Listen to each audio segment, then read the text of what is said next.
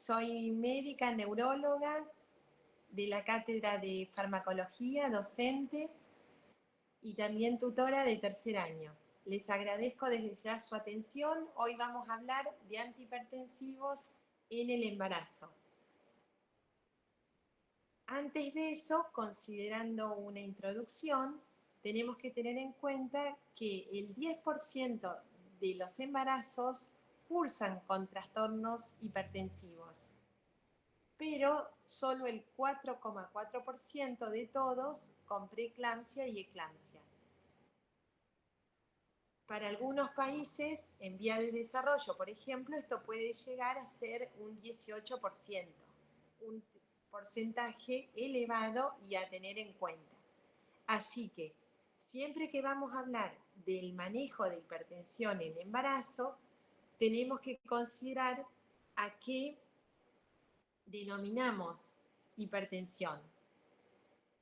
Se describe un amplio espectro de condiciones cuyo rango fluctúa entre elevaciones leves de la tensión arterial a hipertensión severa con daño de órgano blanco y grave morbilidad materno-fetal. La consideración más importante en la clasificación de la hipertensión en el embarazo está en diferenciar los desórdenes hipertensivos previos al embarazo de los trastornos hipertensivos propios del embarazo, particularmente la preeclampsia. Se debe tener en cuenta también que la hipertensión puede estar presente antes del embarazo. Hay pacientes que son hipertensas, jóvenes, y solo diagnosticarse por primera vez durante el mismo, porque quizás no estaban ni enteradas. Y el médico, al hacerle los controles, constata la hipertensión. Además, la hipertensión puede hacerse evidente durante el trabajo de parto o en el postparto. En el pasado se ha recomendado que un incremento del 30 milímetros de tensión arterial sistólica y o 15 de diastólica se use como un criterio de diagnóstico, incluso cuando los valores absolutos estén por debajo de 140-90. Si bien para algunos este aumento es suficiente para diagnosticar hipertensión y para otros no, su presencia obliga a un seguimiento y control mucho más estricto, porque ustedes, siendo el obstetra de esa paciente, tienen que considerar a qué llamamos y cuál era la presión arterial de la paciente antes. Definiendo entonces, nos quedaremos con los valores normales de tensión arterial en una embarazada como el nivel promedio de la tensión arterial normal durante el embarazo de 116 más menos 12 y de 70 más menos 7, considerando sistólica y diastólica respectivamente. Y siempre esto le pasa a un cardiólogo en el consultorio, a un médico de atención primaria en un dispensario, a un clínico, nunca por una sola medición de tensión arterial tenemos que considerar al paciente hipertenso. Esto lo decimos, pero si lo leemos y lo tenemos como un mecanismo de que nos tenemos que acordar, es lo que tenemos que recordar siempre, que la toma debe realizarse con la paciente sentada, con el brazo a la altura del corazón. Debe utilizarse la toma con un manguito apropiado, porque a veces uno no sabe cuál es el manguito apropiado, aunque ustedes no lo crean. Es el que, digamos, aunque ustedes no crean, que hay muchos alumnos que a veces no se acuerdan de repasar, lo que significa que el manguito apropiado para tomar la presión tiene que cubrir 1,5 veces la circunferencia del brazo. Las pacientes con sobrepeso causan lecturas a veces falsamente altas, entonces hay que utilizar un manguito grande. Y este detalle es muy importante, porque no es lo mismo a una paciente decirle que es hipertensa y lo que ocurrió fue que no habíamos tomado la presión con el manguito correcto. Para la medición de la tensión diastólica debe utilizarse el quinto ruido de Korotov, correspondiente al momento en el que deja de escucharse el sonido de pulso. También tenemos que tener en cuenta que si hay diferencias en la toma de ambos brazos, debe considerarse siempre el registro mayor.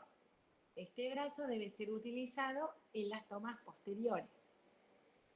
La medición de la tensión arterial diaria, que sería el automonitoreo, en pacientes instruidos en la técnica puede ser de utilidad también y le tenemos que enseñar cómo hacerlo. La hipertensión crónica puede ser esencial, que pasa a veces en el 90% de los casos, o secundaria, como ya ustedes conocen, a una afectación renal, vascular, endocrina. La hipertensión crónica durante el embarazo se clasifica como leve tensión arterial mayor de 140/90 y la severa mayor de 160/110.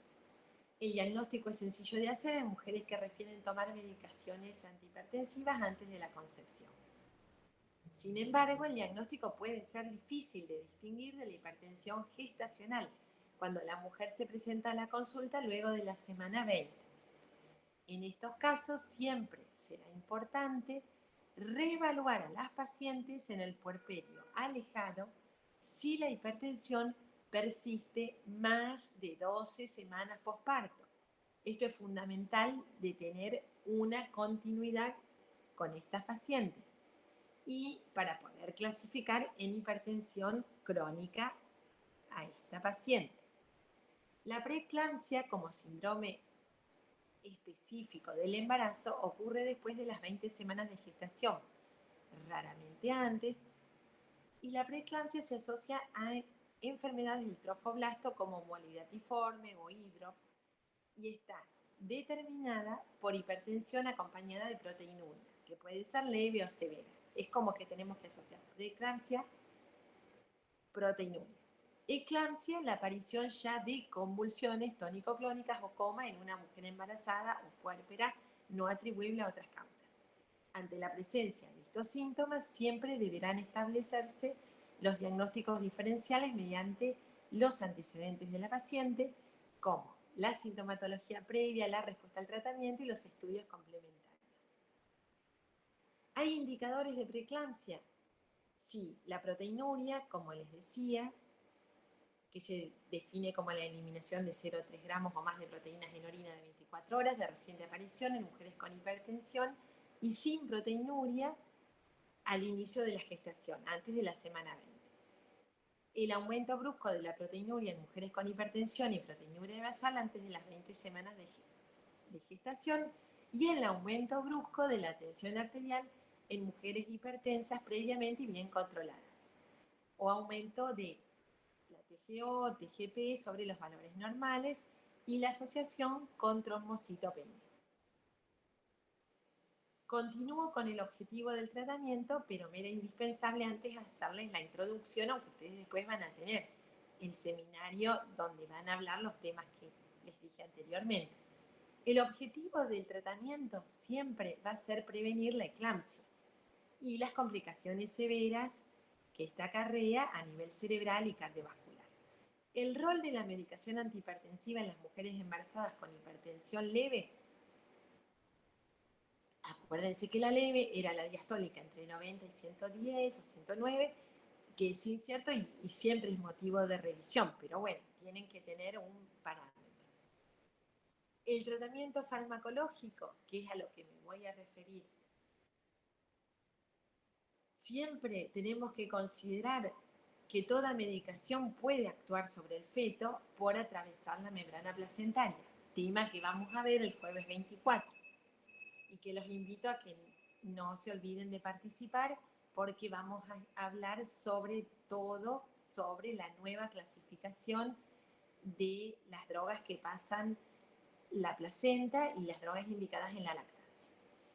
Al administrar una medicación antihipertensiva, ¿qué puede pasar? Que se produzca una disminución pronunciada de la tensión arterial. Y esto puede reducir el flujo útero-placentario y comprometer la salud fetal. Así que siempre pensar en las consecuencias del feto. No es cuestión de dar fármacos sin acordarse del bebé. Por lo tanto, no es recomendable reducir rápidamente la tensión arterial diastónica a menos de 80 como objetivo del tratamiento farmacológico inicial.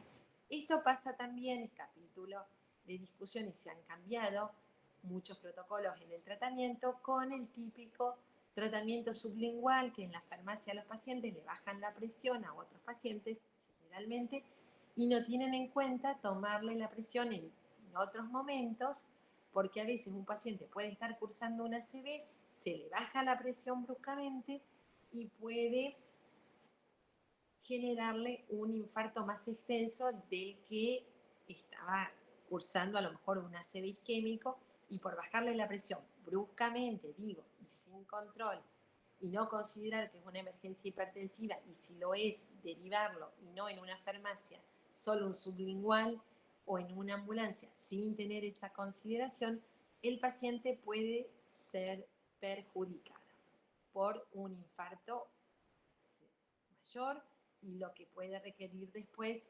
rehabilitación y un ACV más severo del que a lo mejor estaba haciendo, que a lo mejor era un ACV muy leve o iba a ser un ACV transitorio y se lo podía manejar de otra forma y no bajándole la presión rápidamente.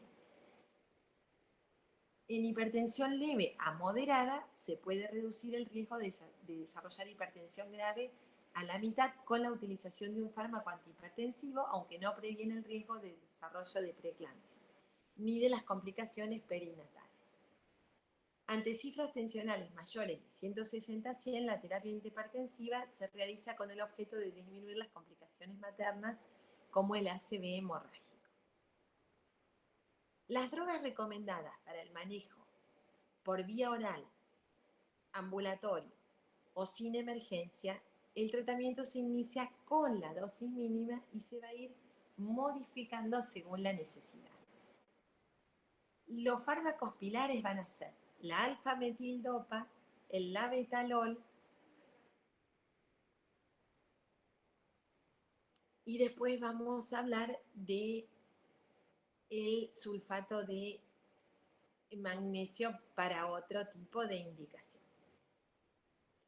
La alfa-metildopa se indica en una dosis de aproximadamente 500 a 2000 miligramos por día. Los comprimidos vienen de 250 y 500 miligramos en 2 a 4 dosis.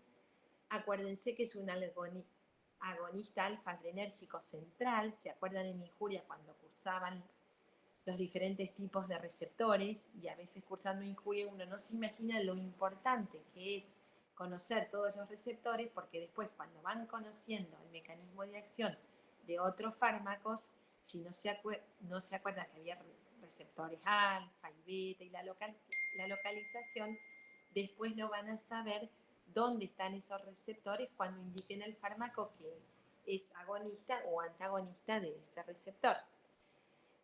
Repasando, la alfa-metildopa es un agonista alfa-adrenérgico central que disminuye la resistencia periférica, es su mecanismo de acción, es de primera elección para la mayoría de las sociedades científicas. Esto significa que están todos de acuerdo.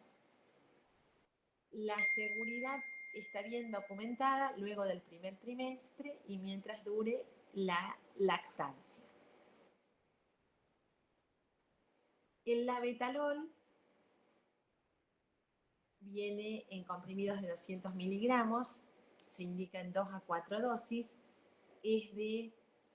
la dosis es de 200 a 1200 miligramos por día, es un bloqueante no selectivo de los receptores alfa y beta y tiene actividad agonista parcial de los beta 2, ese es su mecanismo de acción.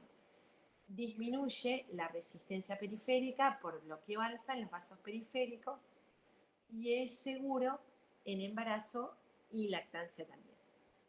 En cambio, los inhibidores de la enzima convertidora, los IECA, y los antagonistas de la angiotensina 2, los ARA2, están contraindicados en el embarazo por su asociación con el retardo del crecimiento intrauterino o también provocar oligoamnios, muerte fetal intrauterina y alteración de la función renal del neonato. No se recomienda ni el prazosin ni el atenolol porque se asocian con muerte fetal y retardo en el crecimiento intrauterino respectivamente. El labetalol se usa para las crisis hipertensivas, como dijimos anteriormente, más de 160, 110. El objetivo de tratar la hipertensión severa aguda es prevenir las potenciales complicaciones cerebrovasculares y cardiovasculares, como la encefalopatía, la hemorragia cerebral, o sea, el hemorrágico, y la insuficiencia cardíaca congestiva. La droga antihipertensiva más comúnmente usada es, como les decía, el labetalol, recomendado en mujeres con presión diastólica igual o mayor a 105-110. La tensión arterial debe ser reducida con tratamiento endovenoso si alcanza los 160,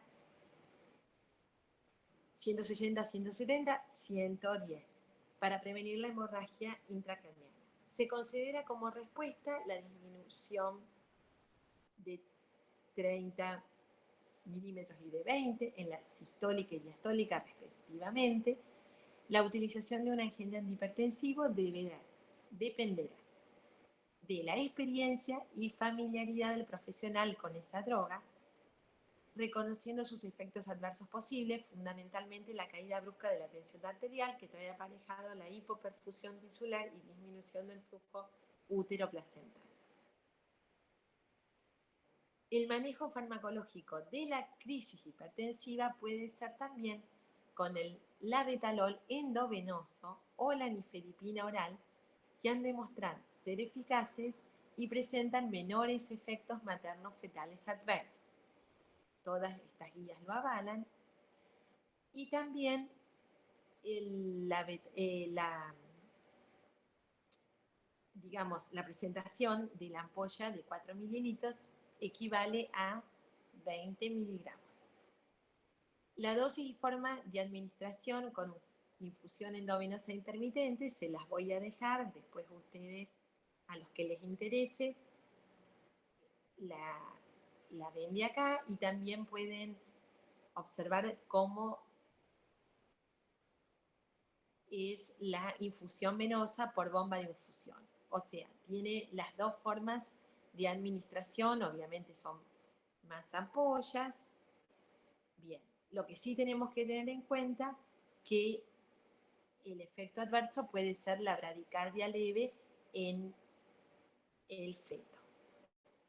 La nifedipina viene de comprimidos de 10 y 20 miligramos, es de liberación lenta y la dosis máxima es de 40 miligramos. Solo se administrará nifedipina si el paciente está lúcido, consciente, y la paciente puede referir cefalea, sensación de calores. Está contraindicada en pacientes mayores de 45 años y en pacientes diabéticas de más de 10 años de evolución de su diabetes. Y el efecto fetal es la taquicardia. La hidralazina tiene un importante efecto taquicardizante y se asoció a mayor incidencia de desprendimiento placentario. Nos pasa con la clonidina, que solo se usaría cuando no habría ninguna de las anteriores disponibles. El efecto adverso es una caída muy brusca de la tensión arterial con clonidina, con disminución de flujo útero-placentario y compromiso fetal. Aumento de la tensión arterial, al suspender el tratamiento puede tener un efecto rebote y puede también detener depresión del sistema nervioso autónomo, que hay que hacer diagnóstico diferencial con los prodromos de la eclampsia. Si la paciente no estaba recibiendo previamente medicación oral, comenzar a administrar la misma en simultáneo, antes de retirar la medicación parenteral, para que una vez superada la emergencia quede establecida la medicación vía oral de mantenimiento. Seguimos con el sulfato de magnesio, es para otra indicación, es para la prevención de la eclampsia en preeclampsia grave. Hay suficiente evidencia, como comentábamos con el doctor Elizalde, no hay que tener miedo de utilizar el sulfato de magnesio, existe suficiente evidencia de que el sulfato de magnesio debe ser utilizado como droga de primera línea para la prevención de las convulsiones eclámpticas en mujeres durante el embarazo, parto o puerperio. La exposición al sulfato de magnesio intraútero no se asoció con riesgo de muerte o incapacidad para los niños a los 18 meses del seguimiento, ni tampoco en sus madres, en el seguimiento a los 2 años. ¿Qué acciones tiene el efecto del sulfato de magnesio sobre el control de las convulsiones? Puede ser a través del papel como bloqueador de los receptores NMDA, que repasando son los receptores del N-metilaspartato en el cerebro. Estos receptores de NMDA son activos en respuesta a la asfixia, aumentando el flujo de calcio hacia las neuronas, causando la injuria celular posterior. El magnesio puede bloquear estos receptores, disminuyendo así el mecanismo antedicho y protegiendo a las neuronas de ese daño injuriante. Además, esta droga produce vasodilatación con la reducción de la isquemia cerebral por relajación de músculo liso vascular. Este efecto también se observa en la vasculatura periférica, justamente generando disminución de la tensión arterial leve, que sería ese efecto terapéutico, y en el útero con disminución del tono uterino. Los efectos adversos del sulfato de magnesio son la disminución o abolición de reflejos osteotendinosos, calores, hipotensión, depresión respiratoria, hasta paro respiratorio, bloqueo AV, bradicardia, hasta paro cardíaco. Los fetales, disminución de la variabilidad de la frecuencia cardíaca fetal a corto plazo. En el registro cardiográfico, evaluarlo sin relevancia clínica. Y no se asoció a depresión farmacológica del neonato ni con modificaciones del puntaje de Apgar. Este es el esquema de su administración por vía endovenosa. Después les va a quedar. Y también hay otro esquema de administración intramuscular, pero debido a que la inyección del sulfato de magnesio por vía intramuscular resulta muy dolorosa, solo se utilizará en casos donde no exista la posibilidad de colocar una venoclisis en caso de recibir una paciente embarazada o puérpera con signos y síntomas de irritación neurosensorial, en episodio convulsivo o postconvulsivo en nivel de atención primaria, para administrar bolo de sulfato de magnesio, dosis de mantenimiento, mientras se logre el traslado urgente a nivel de mayor complejidad. La dosis intramuscular es de 10 gramos a ser aplicada 5 gramos en cada región glútea. ¿Qué monitoreo tenemos que tener en cuenta en el paciente con sulfato de magnesio? El tratamiento debe garantizar, bueno, los reflejos rotulianos presentes, la frecuencia respiratoria que sea mayor a 16 por minuto, la diuresis que sea normal, los reflejos rotulianos y la frecuencia respiratoria deben ser controlados cada 30 minutos. Hay que tener en cuenta que el sulfato de magnesio se elimina por orina, por lo que se debe constatar un ritmo de diuresis horaria suficiente en bolsa colectora para evitar alcanzar niveles plasmáticos de toxicidad. Si disminuye la excreción urinaria, se debe reducir la velocidad de infusión a la mitad o retirar, si no responde a expansión controlada o eventualmente luego del uso de furosemida. Garantizada la adecuada respuesta diurética, podrá reinstalarse la infusión de sulfato de magnesio y no es necesario realizar magnesemia de control. La desaparición del reflejo patelar se manifiesta como magnesemias ya por encima de 10 a 12 mil equivalentes por litro y por encima de 15 puede haber depresión respiratoria, por lo que se requiere monitoreo clínico estricto.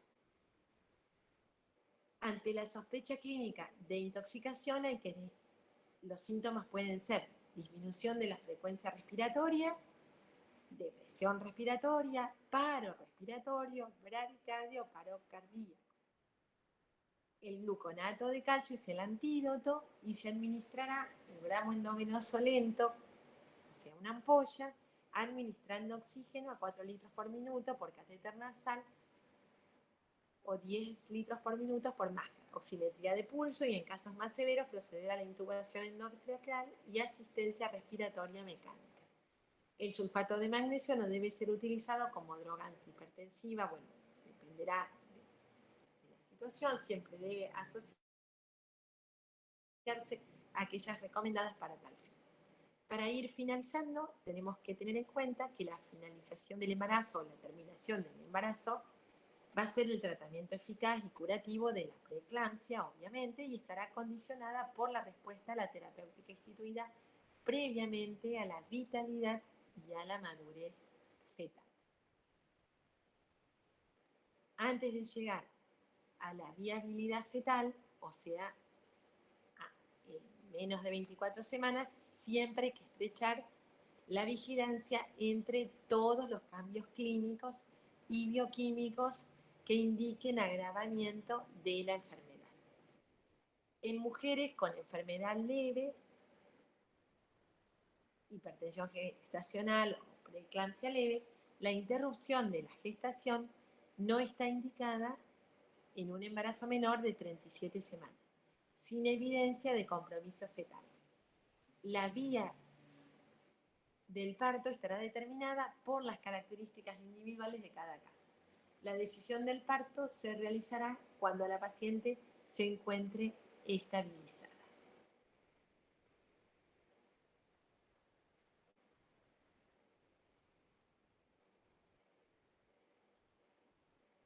Les agradezco su atención. Ahora seguimos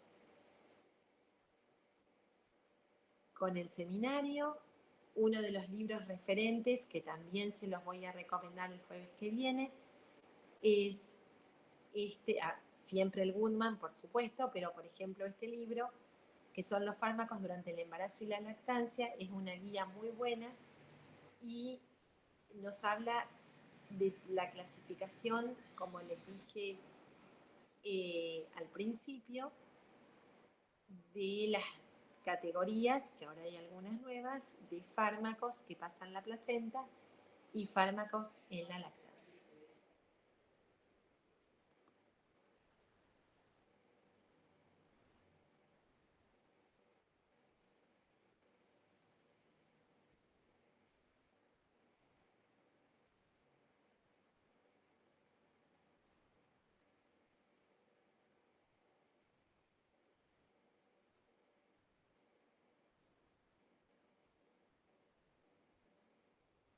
Hola, ¿les gustó?